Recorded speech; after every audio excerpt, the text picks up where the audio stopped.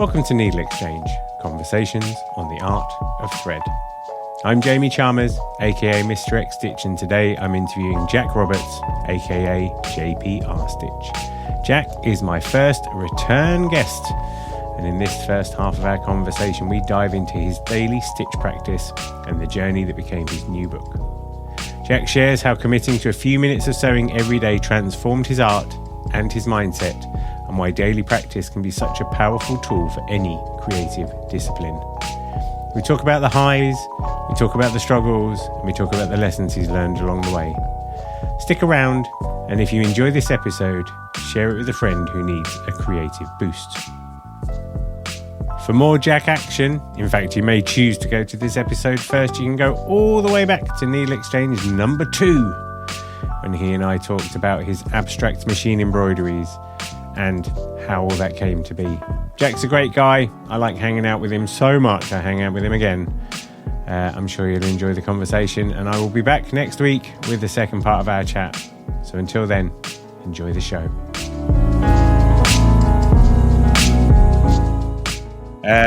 Welcome back. You're my first return guest. First return guest. That's Can amazing. you believe it? No. 2 years later? Yeah. How have you been?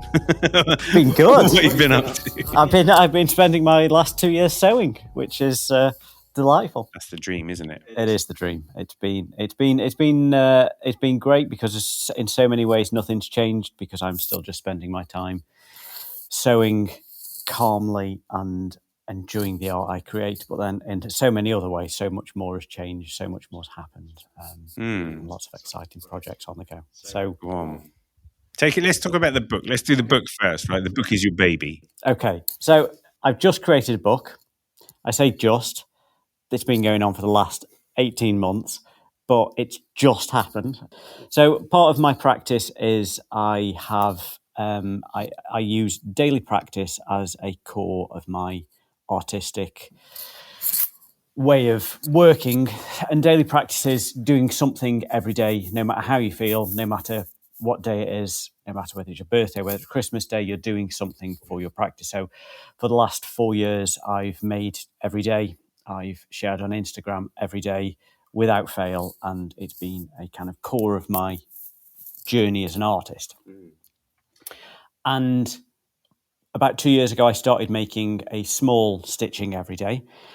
And that came about because whilst I was creating some really large-scale pieces, that were taking about 3 months, I was feeling really bogged down with the end of the project feeling such a long way away, the completion being a long way away. So although I was working on it every day, it felt like I was stuck in that kind of middle bit where I'm just kind of doing it, and the exciting ideas are long gone.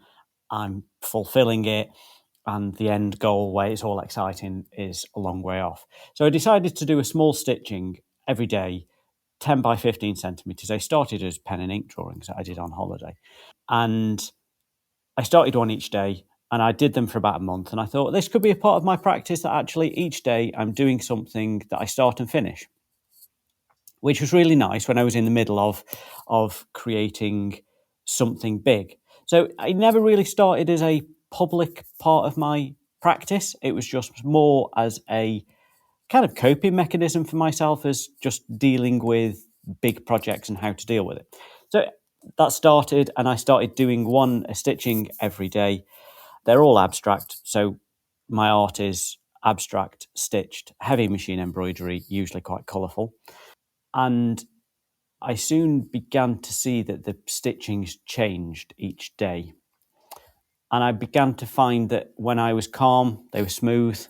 When I was slightly more anxious or stressed, they were a bit more spiky or a bit more all over the place.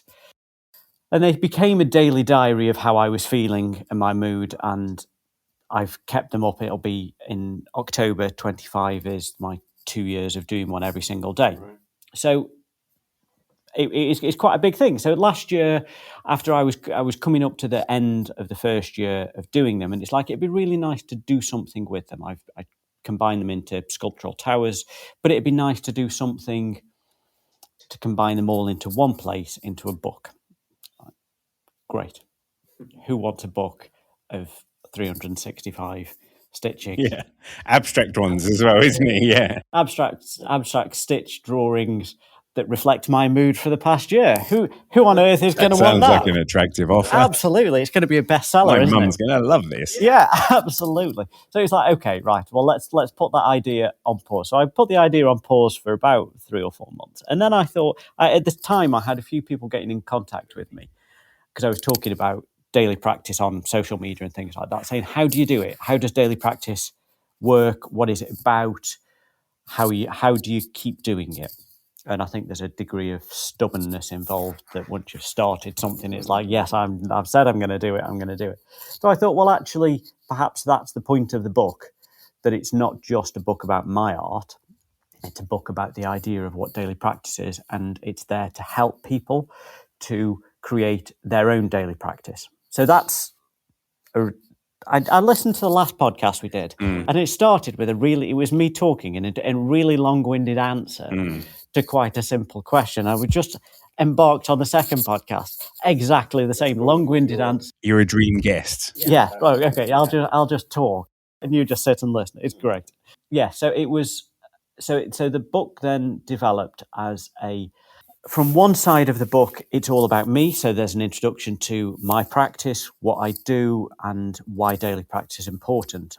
And then there are 366 daily stitch drawings. It was a leap year, so that's why there's 366. But you turn the book over, and there's an introduction to what daily practice is, how to use daily practice within your life, and then a page a day for you to use to create your own daily practice. So I've left it quite open because it's not about somebody creating what I've done. It's not about somebody using the sewing machine to do a daily stitching to reflect their mood. Someone might want to start a writing practice.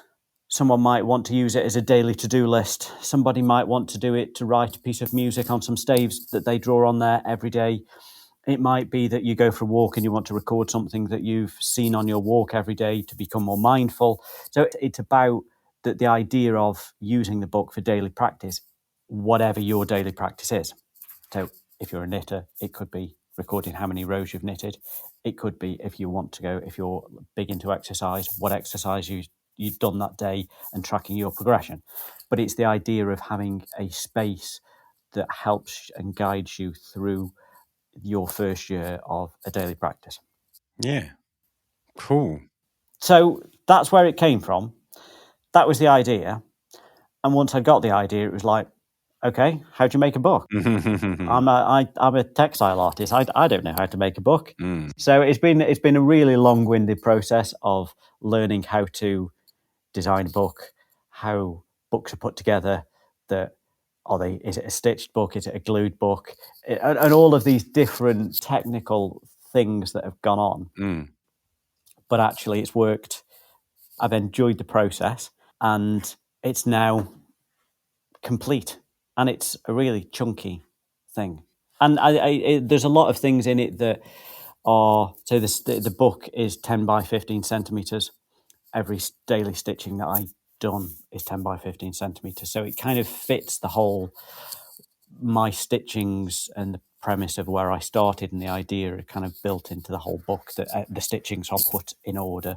So they run through day after day in the order I created them. It's a good book, and it's very tasty. It feels like quite classic. I like the form of it. It did occur to me that as someone that you know who produced a magazine for 7 years, including a hardcover of the magazine, I love that you didn't ask me a single question. I didn't ask anyone. Yeah, I was going to say, it's very black ops. It's been a very much in my ivory tower finding out how to do it myself. But I think I think artists are like this quite often, that you've got a specific idea of what this book's going to look like in some way before you've even done it. And it's like, then I spoke to so many book printing companies. It's like, well, we can't produce anything that thick. And it's like, okay, we can't produce anything that small. Right, okay, we don't stitch the books, we glue them. And it's like, well, I want them stitched because it's going to be used every day and it needs to be durable. And JPR stitch, not JPR glue. And it's kind of like, it just felt right that it was stitched. So it's been a kind of a real rather than trying to fit my ideas into what other people thought was possible and what companies could achieve for me, it's been a big task to find a company that could achieve what I wanted and help me to make it come into reality. Yeah, that's quite interesting, isn't it? It's not, you're not gonna. That's a bit like you, though, isn't it? Kind of, you're not just gonna go, oh well, I'll adapt what I want, suit your needs. You will try and forge your own way through it. Yeah. Where did it get printed in the end, then? A company in down in Devon. Right.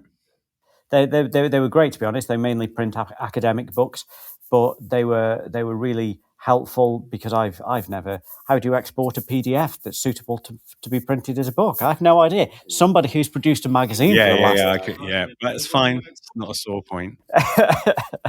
So yeah, it's been a real learning curve, and it's been received far better than I thought, because I was expecting that I'd produce this book, I'd put all this work into it, I'd photograph all of these stitchings, I'd edit them all into a book, and then I'd send this book out into the world, and the world would just kind of nobody would be interested in the yes. But actually, I've been amazed how many people have bought a copy, been really enthusiastic about it, and it's been far better received than I thought. So, which is really nice. Yeah, amazing. Right. I have many questions to ask. Are you ready? Yep. How do you do a daily practice? How do you do a daily practice? I didn't realise I was doing one at first. I think that's one of the interesting things that I think we probably spoke about it in the first podcast of where it all came from, and I was academic and all of that. And I won't go into that now because you can listen to the previous podcast. But one of the way I started I wanted to focus more on my art. My art had always been there in the background, but I could go 3-6 months without producing anything. And it was like, how am I going to make my art my priority? And I decided at the time, and that was probably 2021, I needed to sew every day. Even if I was just spending a couple of minutes, my sewing machine was always out, that I needed to just do a little bit of sewing every day. And then by doing something every day, I was connected to the practice. Even if a piece of art took 3 months to make, the fact that I was just doing a little bit on it every day meant that I was connected to it every day. I was thinking about it every day, and I was present with my practice every day. That's where it came from. A couple of months later, I thought, this was me before, when I was kind of still not sharing any of my art, I thought I need to find a way to share my art. And it was like, okay, well, I'm sewing every day now. Perhaps I should use social media, and I wasn't really a social media person at the time, as a daily diary, and use it in the same way. Post every day about what I'm doing about my art on that day, or have been doing around about the time. So it kind of started at like that. And with Instagram, I found Instagram hard, but I set myself a challenge of posting every day for 12 months, which I did. And after the 12 months, carried on. And it wasn't until I started the daily stitch drawings, which were probably 2 years into my practice, that I started them. And they started because I was on holiday. I hadn't got my sewing machine with me. And having had 2 years of sewing every day, I felt like I really missed it, which is so sad. For it, but I was really craving it. So all I'd got with me was a 10 by 15 centimetre lined pad and a black pen. So I just doodled every day, a little doodle, which started the daily stitch practice. But at that point, I began to realise, actually, I've been doing daily practice for 2 years. I've been stitching every day for 2 years. I've been sharing on social media every day for 2 years. This was 2 years ago, so I've been doing it for nearly 4 or 5 years now. And I didn't realise the impact that daily practice had had. And by spending just 4 or 5 minutes a day as a minimum, some days I might sew all day, some days I might sew for an hour, but just spending a few minutes every day, it kept my art as a core part of my mind. It was always there. It wasn't pushed to the background. So I was always thinking about it. And that really helped to change my mindset, so that my practice slowly and gradually over 12, 18 months became something that was in the background, that could easily get pushed, and 6 months later I've not done anything, to something that was my priority, and everything else in my life had to come secondary. Daily practice that was the process for that, but at the time I didn't realise what I'd done. It was just me thinking to myself, how do I do this, and choosing to do something every day.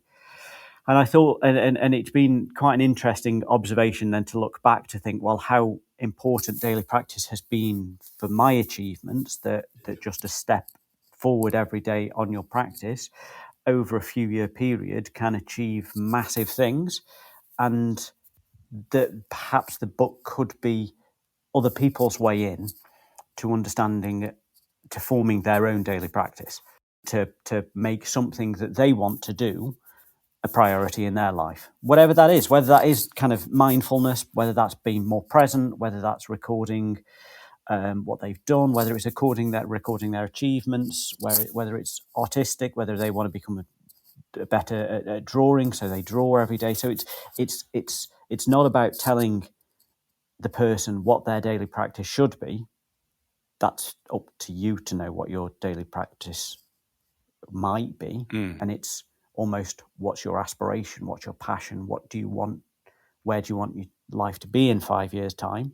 And this is just a daily helper to help you make that a core part of your life. Do you think there's a risk that the potential grandeur of the outcome might stop people in their tracks? Like, getting started on something like that, like it feels like it would be quite easy to overthink it and therefore never really get going. Yeah, absolutely. And that's part of daily practice, that you don't think about anything but today. It doesn't, and okay, the book is thick and can look quite daunting to think I've got to do that every day for 12 months. But the point is that all you think about that day is spending 5 minutes on that one page, not looking at the next page, not thinking about what the previous pages were, just spending 5 minutes on that page. And I'm quite clearly obsessive. And like Instagram, I've probably been posting on Instagram since September. I think it was the 3rd of September 2021 was the first day I posted, and I've posted every day since and not missed a day. That's quite obsessive, but it doesn't matter if you do miss a day with daily practice. Point is that it's not about the missed days. They're not important. It's about the 90%, 95% of the days that you're spending are moving towards your goals and ambitions. And the 1 or 2 days that you might miss are not that important. That it's not, daily practice isn't the key. Daily practice isn't the aspiration. Daily practice is just a tool to help you to build your aspiration into a real thing. That's all it is. So it shouldn't be seen as daily practice as a pressure. It's just a tool to help you build something into your life on a daily basis. Right. Got another critical question here. Okay. I love you.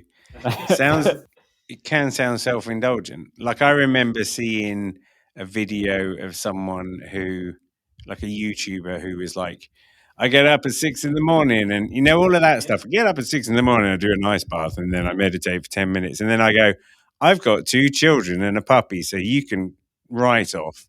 So how do you balance that? How do you balance, like, because you're in a position where you do have time? Yeah, I do. Real luxury. It is a luxury, absolutely. What do you think the top tips are for people whose lives are mental?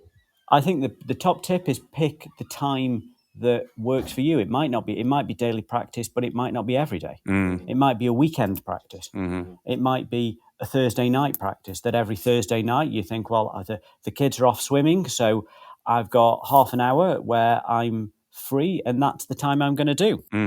Yeah. Do you think, because sometimes it occurred to me, like, we all manage to brush our teeth and stuff like that. We all manage to, I don't know, sit down on the loo, spend 5 minutes. I mean, there probably are moments that you could carve out, isn't it? And I think that's where I was. So I've been involved in the arts for 20 years. I've wanted to make art for a long time, but everything else took priority, and my art and my practice never did. And the point of the daily practice is just trying to shift that mindset. So the things that you want to take priority. And obviously, I have the luxury as a full-time artist to spend my time making my art. So finding 5 minutes a day, every day to spend on my art is a real luxury.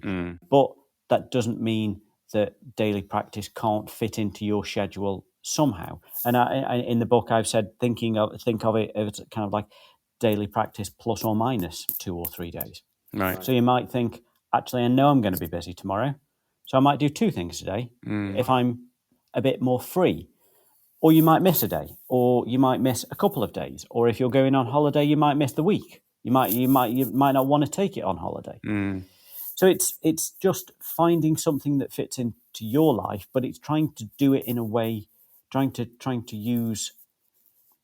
build your priorities, trying to make them a core part of your life, rather than making them as wishes and ambitions that never get achieved.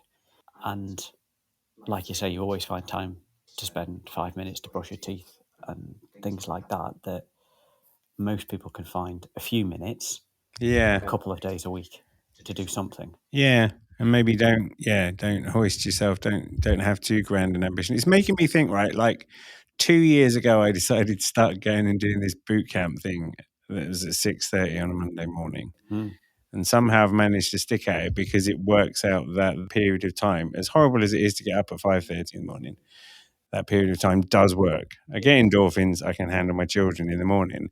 But now it's got to the point where then I was like, I'm doing it on Mondays. And then I was like, oh, there's a session on a Wednesday. So then I started doing it twice a week. And I found I was like, okay, I haven't spontaneously combusted and I haven't like had a nervous breakdown. And touch wood. Towards a bigger goal. You do like bit by bit. And I think it is that.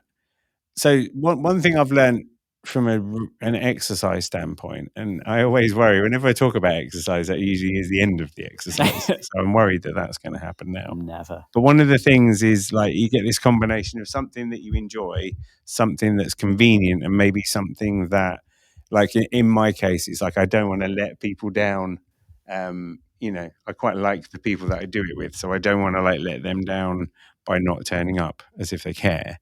But that little trifecta, it works. Yeah. And it's finding something that works for you. I've had when I gradually began to realize that I was using daily practice, I tried to do it in different things. I did it for yoga, and I did 90 days of doing some yoga every day, and it became such a chore, and I absolutely hated it, and I stopped, and I probably haven't done any yoga for about 18 months. Right. So it doesn't work for everything all the time. And I think for me, it's like, why was I doing yoga? I was doing yoga to help with my breathing because I'm asthmatic, to become more supple and things like that sitting hunched over a sewing machine all day, you end up with a bit of an achy back. So doing a bit of yoga to stretch was good. But so I wasn't doing daily practice of yoga because I enjoyed yoga and because I thought yoga as part of my life would be good for me. I was doing it to solve a problem of an achy back. So I wasn't really committed to the idea of it. So then it became a chore and it soon fizzled out. Whereas sewing, I know that sewing makes my life better. I know that after I've spent some time sewing, I'm calmer, I'm more relaxed. I feel like I'm a better person having sewn, which might sound ridiculous, but so that I feel that actually sewing every day makes my life better and makes me a better person, even if as an artist there's no success or outcomes or anything happening. I know that sewing every day helps me to be a better me. So then actually doing it every day, I know that it's good for me. I want to do it. And daily practice is just there as a way to help me to do it. So it doesn't really matter what the practice is. I'm just trying to think for people who might like start something. Like you said, you start something and you're like, this is great. And then you're like, actually, this isn't so great anymore. It doesn't work for you. And you might think, well, I'll have a break for a few months and try something else. Do you think there's something, though, about a willingness to perhaps maintain a regular practice, but also a willingness to adapt? So if it turns, like, say, for instance, with your book, right? One of the things it made me think of, we went to this festival that I told you about before we were recording, and it was super stressful. But there was this stand that were like, here's how to make a little book out of like 4 sheets of sugar paper with a stick in it. And I started using that as a little journal, and I was just like making these random things. So can't draw for toffee, but I'm all right with like letters and stuff. So I was just like putting down these different thoughts that occurred to me, like the number of kids called Flora that we met. We did a little tally of that, and the number of cartwheels that Annie had done. It was almost like an infographic. And then it was also like me writing down, I just have to surrender to things. And yes, you can have churros for the 5th time today or whatever. And just having it as like a microcosm. But I found that for me was quite a good way of processing things. So, if I was using your book, my inclination would be to do like, what sound effect is the one that best reflects the day? And like a reflective journal, because that's kind of what works for me. But then I might do that for a while, but then it will turn out actually perhaps what color of watercolor that I've got kicking around is, and I think that's perhaps the thing I'm trying to work out is it's okay, isn't it? It's okay if you start with one form of regular practice, but if that doesn't fit you, because the exploration's part of it, right? Absolutely. And I suppose I've kind of been doing that myself for a while, and I've stitched and done embroidery for years and years and years. Started probably when I was a teenager and done textiles and knitting before that. But then I've done so many other things within art, and I knew that art was what I wanted to do. But it wasn't until that I focused that actually embroidery is me. It took lots of other trial and error to work out what felt right. And that's the kind of thing with daily practice. There might be a little bit of trial and error to find what's right, but it's almost like it's a way to help people. So if you're an aspiring writer and it's thinking like, I want to write a book, but I don't know where to start, or just writing something from your day on a side of a small piece of paper every day, you start to build a writing habit. You start to build an understanding of what your feel of how you write, what you observe, and within no time you've built a writing habit. So then writing a book becomes more achievable because you're writing 100 words every day. And if you do 100 words every day, within no time you've got lots of words to then edit into a book, even if it's lots of poems or things like that. So it's just help. It's all it is a tool, and it won't work for some people. It will work for others, and it's worked for me. And rather than the book being a diary of my stitched emotions for 12 months, it's a diary of my stitchings, but also a place for other people to use it however they wish. And I hope that my stitchings in there are some encouragement that, yes, someone else has done this daily practice. And if I'd have stopped after 3 months, I wouldn't have got 12 months. I wouldn't have got 2 years. I wouldn't have created sculptures out of them. I wouldn't have created a book out of them. I wouldn't have created limited edition prints out of them. That actually, those five minutes every day then create something so much bigger when they are all combined. Just out of interest, because it occurs to me, if people want to get a copy of your book or any of the aforementioned products, where can they best go? Best place is my website. So it's a self-published book available through my website, jprstitch.com. Very good. Tell him Mr. X Stitch in you and he'll go, who? Sometimes, because there's an interesting thing of you've been putting things out on Instagram, and in some ways that public accountability works for some people. But then it also feels like the flip of that is sometimes daily gratitude journaling can be a little bit too noble for some people as well, isn't it? And it's like I'm interested in that, like how you negotiate that. What I don't know quite what I'm trying to say, but I think sometimes it's like there's something about surrendering to tuning into what makes you most comfortable. So for you, I think the presentation of your work to other people is part of the process. And we talked about that before. Because you've iterated, haven't you? You've been able to make it so it's quite easy for you to record your stuff and produce your stuff and all that. And I guess that's been part of the evolution of the daily practice as well. But then I'm also cognizant, great word, about the fact that you produced that entire book and nobody knew about it. So you haven't been showing off about that. So that's been like a quiet practice. Yes. What's your take on all of that? It's an interesting observation because there are a number of quiet practices. So for the last few months, all of my art is presented on black stained boards that are slightly bigger than the stitchings. And I've been staining hundreds of boards, varnishing them, sanding them, and it's taken months of work that I've been doing a bit of on Daily varnish practice.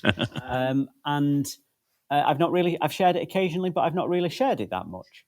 But I think there's something about what my practice is, and then something about there's a layer of administration underneath it. Mm-hmm. So there's my practice, which is my sewing, which is my art, my expression. And then sometimes there's a layer of admin that needs to go underneath it to ensure that happens. So my stitchings for me aren't complete until they are stretched tightly, mounted onto a black board and presented very crisply. I don't see mounting my art as part of my creative practice. I like to do it all myself because I'm a control freak. Because I end up, because I know how I want it to look, and I want to control that process. But I don't see the mounting process as part of the artistic output, but it's just something that needs to be done. In the same way as the book, I see the daily stitchings as an artistic process. It's something I do every day, and therefore are something for me to share because I share my artistic process. The journey of designing a book, working out a layout, working out the page format, writing, editing, photographing all the stitchings, putting them into a book, learning how to use the software, is almost a layer of administration that enables me to deliver the creative act. So there's the daily stitchings are a creative act. The final book is a creative act, but there's a layer of process underneath it that I don't particularly see as creative, but essential to ensure the creative act happens. Mm-hmm. Does that make sense? Yeah. So then for me, that becomes quite clear of what do I share. Mm-hmm. So is me marking out where screws go on the back of a board so that I can hang them on the wall in the right position a creative act? Not particularly. It's almost process and admin that has to go on behind the scenes. So that's not something I'd share. It's something I do, but it's not something I'd share. Equally, and it's the same with a lot of things. Web design. Do I want a website? Of course I want a website. Do I want the website to be an archive of all my stitchings? Of course I do. Building a website was a big job. But that's not a creative act, but it enables me to share my creativity in a way that I want to. That seems quite a funny way of describing it. Yeah, but I get it. Yeah, I think I'm just trying to think about, like, again, do you know what I think what I'm trying to do, or what I'm going through is, like, I'm trying to maybe qualify it with myself. Yeah. Like, I struggle with people who like to be seen to be doing things, or, like virtue signaling, that sort of thing. I can't stand that because it's so inauthentic. And it's that thing of, like, there's something about doing a daily practice that nobody knows about. Yeah. That has a certain beauty about it, because that is it's just for you. You're not doing it to prove anything to anybody else. Yeah. And I think but then at the same time, I recognize for some people the virtue signaling is what it's going to take. It is, and it's a tricky one. That as an artist, and I think we probably spoke about this on the podcast last time, that for years I made art and never shared it with anyone. And was I creatively satisfied? Probably. The art that I was making at the time was very deep and very complicated and very stressful, but it's not what I'm doing at the minute. But was I creatively satisfied? Yes. Did anyone know about it? No. What's my ambition?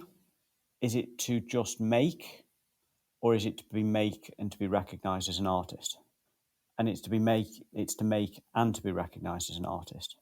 So for me to make and not share, I'm achieving the one goal of art being a part of my life and enriching me as a person and satisfying me as a person, but I'm not achieving the goal as being recognised as an artist. And of course, there's a degree of vanity there because you're publicly sharing your stuff and you're wanting recognition. So of course there's vanity, but that's life and part of it, isn't it? I suppose that you do get some artists who hide away, paint for years, no one ever sees anything that they're doing, and then when they're dead you find this enormous archive of what they've done and think, oh my god, why did we not know about them? But then you get other artists who make and publicly share their work throughout their career, and their public recognition runs alongside their production. So there's two things that go on for me as an artist. There is the making, which is for me, but then there's also needs to be some way of disseminating my art to an audience, and that's lots of different ways. And obviously, the book is one way. The book, the podcast, things like this is another way. Exhibitions, of course, is another way. But a lot of those things are things that don't happen very often.